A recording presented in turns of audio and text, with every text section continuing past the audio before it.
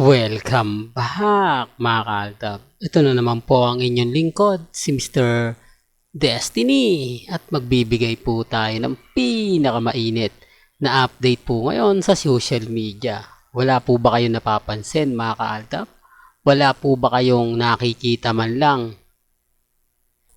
na pagbabago ngayon sa mukha ni Maine Polkerson? Ito na po yung tinatrabaho natin mga kaaltab, na habang wala pa pong ganap kay Alden, marami pong nagko-komento sa akin, Mr. Destiny, laliman mo pa yung pag-iimbestiga. Mr. Destiny, busisiin mo pa ng husto para talagang malaman natin kung totoo nga po ba na may clone sa 8 Bulaga o wala. Hindi po ba? Ito yung mga katanungang talaga naman pong mapapaisip po kayo. Katanungang masasabi natin kung si Maine Polkerson nga po ba ang nasa 8 Bulaga ngayon o hindi mga kaaldab. Ito lang po remind ko lang po sa inyo, sa mga dumadaan at bumibisita. Pansinin ninyong maigi ang mukha ni Mengay. Hindi po ba okay? Hindi po ba planchadong-planchado na napaka o maigsi ang kanyang buhok? Hindi, para lang klaro. Ito naman po yung pangalawang Maine Polkerson. Parang hindi naman po talaga. Bukod sa mata, sa kilay, di po ba? Kaya nga sabi ko sa inyo kung ikukumpara, di po ba? Kaya nga po pinakita ko sa inyo, tignan po nyo yung mata ni Mengay. Tapos tignan nyo po ito. Di po ba? Para talagang kakaiba, di po ba? O, tignan nyo po, mahaba po yung buhok niya hanggang leeg o lagpas leeg. Di po ba? Kung titignan nyo po dito mga kaaldab, hindi siya umabot sa pinaka-ilalim. Ayan hindi siya umabot sa pinaka-ilalim. Mantakin nyo mga kaaldab. Tingnan, hanggang dito lang Tapos itong, haba lagpas mga kaaldab.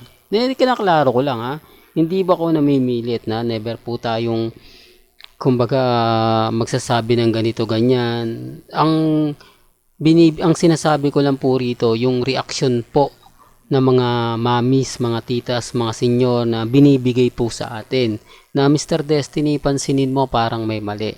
Pansinin mo itong bagong Maine Polkerson na nasa 8 Bulaga ngayon.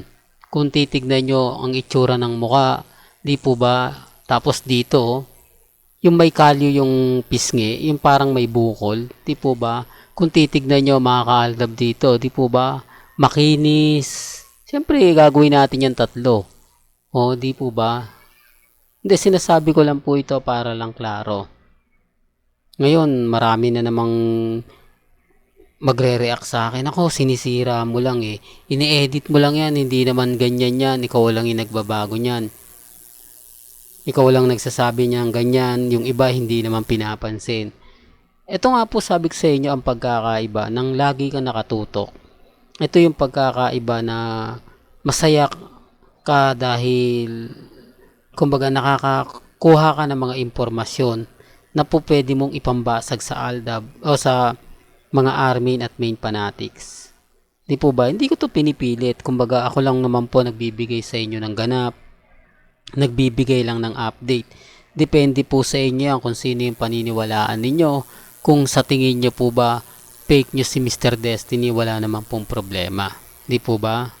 Pero bago natin ituloy itong mainit na update po natin, kung bago ka lang sa channel na to at isa kang true-blooded Aldab Nation na nagmamahal kina Mengay at Tisoy, tama po ang channel na pinuntahan mo, kaya consider na po kitang bagong subscriber at huwag mong kalimutang i-share ang mga video po natin sa mga mami, sa mga titas at sa mga senyor. Ngayon siguro hindi ko alam mga kaaldab kung ano na naman po yung ipambabaton nila sa atin. Hindi ko alam kung ano na naman po yung ipapaliwanag nila na sasabihin niya, ito si Mr. Destiny, paasa talaga to. Di po ba? Ang laki nga po ng pagkakaiba ng mukha ni Mengay. Kung ikukumpara niyo po dito sa mukha ni Maine Polkerson, lalong-lalo na nga po sa buhok pa lang. Doon pa lang mapapansin nyo na may mali. Di po ba kapag kinulot mo to, iigsi to, di po ba? Iigsi yan pag kinulot mo Pero hindi Kasi kung titignan mo, lalo pa siyang kumapa, lalo pa siyang humaba. Pansin nyo mga kaaldab. Hindi ko alam kasi sabi ko nga po sa inyo, wala tayong buhok ng babae. Kung ikukumpara mo sa buhok ni Mengay, ito walang flyaway, di po ba? Talagang okay lang Pero pagdating po kay dito, ang layo. Kaya sabi ko nga po sa inyo, mahirap po talaga mag-react. Mahirap magkomento. Lalo na po pagka ako, sasabihin lang po kasi nila mga kaaldab kay Mr. Destiny. Ano, sino yan? Yung Paasa Channel? Yung may title na may Destiny's Aldab na puro delulu yung mga fans? Puro kulto yung mga nanonood? Puro throwback lang yung pinapakita? Ay, wag yung paniniwalaan yan. Sa 10 sinabi niyan, walang tama. Di po ba? Sa 10 sinasabi niyan, hindi man lang tumutugma kahit isa. Yan ang pambasag po sa akin. Yan yung lagi nilang sinasabi. Hindi ko naman po kumbaga laging binibida yan. Ang gusto ko lang po mangyari, mga kaaldab, para maintindihan nyo rin po kung ano yung ginagawa po sa akin. Kapag ka nagbibigay, dapat nga po tahimik lang sila. No? Hayaan nyo na, wag nyo nang pansinin. Di po ba? Ganun dapat yung tipong, aldab naman yan normal lang yan. Po ba? Hindi Yung pupuntahan ka rito, tapos bubusisiin ka kung ano-ano yung sasabihin sa'yo. Sinasabi ko lang po ito para lang klaro. Sa ngayon, mapapaisip naman po siguro kayo. Sa ngayon, masasabi mo na yung mga sinasabi ni Mr. Destiny, sapul na sapul at talagang totoo. Hindi siya inedit lang, walang halong panlilin lang. Di po ba? Kaya nga po sabi ko sa inyo, kampante lang kayo maging matatag. Sa dami po ng mga taong nakakakilala ng gusto kay May Polkerson. Sa dami po ng mga taong alam na alam. Di po ba? Tapos sinasabi nila, totoo naman po yung boses ni Mengay. Di po ba? Tumaas naman po yung boses ni Mengay. Lumaki. Tapos, keso ganito, keso ganon. Gumagamit sila. Alam nyo, mga kaaldab, sa panahon ngayon, tama naman po yung iba. Di po ba? Hindi ko naman po sinasabi na ganito. Sila na rin po yung nagpo-provide. Sila na rin po yung nagsasabi na kapansin-pansin naman po. Di po ba? Okay sana kung ganito ganyan Pero hindi Marami talaga nakakapuna. Marami talaga makakapansin. Lalo na nga po ang Aldab Nation. Lalo na po si Mr. Destiny. Di po ba? Kaya nga po ito yung tinatrabaho natin dahil alam natin gagawa po sila ng mga hindi maganda. Di po ba? Tapos pupuntahan nila yung Aldab na nako, ganto ganyan. Puro ka fake news. Nasa na si Mengay. Sabi mo nasa Singapore.